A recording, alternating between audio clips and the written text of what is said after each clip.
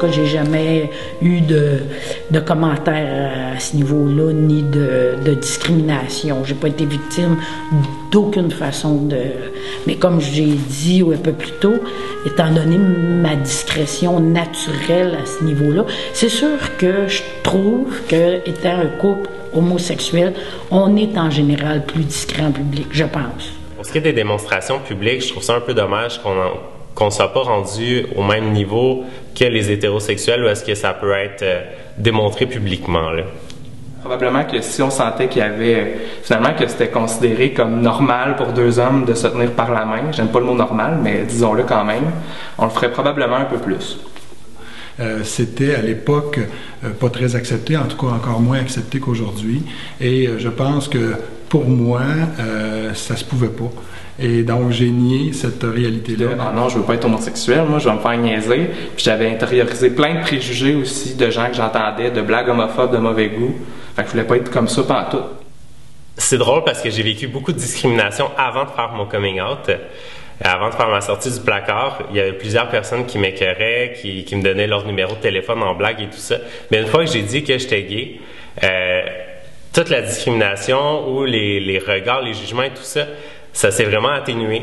Puis même que j'ai remarqué que j'avais plus d'alliés que de personnes qui étaient contre ça.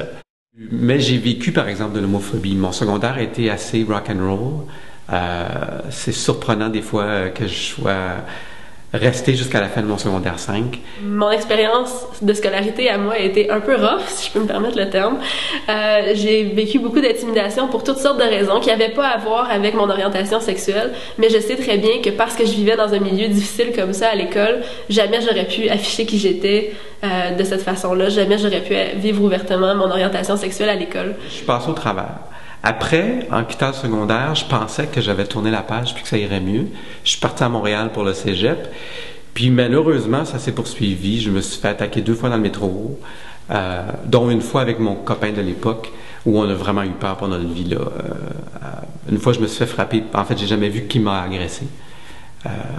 J'ai vu des étoiles, en fait. Puis j'étais avec des amis, fait que les amis ont vu, mais le gars est parti en courant. Puis la deuxième fois, j'étais tout seul avec mon chum. Puis on était dans une station de métro tard le soir.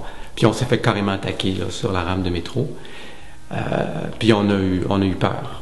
Mais je dis ça avec beaucoup de candeur aujourd'hui. Sur le coup, c'est sûr que c'était pas drôle. Mais ensuite, je suis chanceux, je touche du bois, ça s'est pas reproduit dans ma vie adulte. Donc d'aller rencontrer les jeunes puis leur parler justement, vous allez voir dans votre vie, vous allez rencontrer des gens différents. Puis voici, nous, on est des personnes différentes, mais en même temps, on est pareil.